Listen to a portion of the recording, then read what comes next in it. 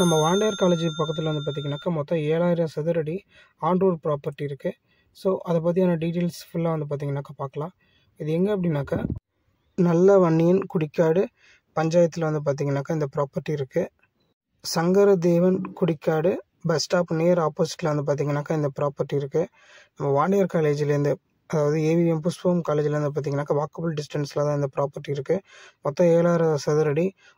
இந்த ப்ராப்பர்ட்டியை தர வாடகைக்கு விடுறாங்க. அதாவது 7000 சதுரடியை தர வாடகைக்கு விடுறாங்க.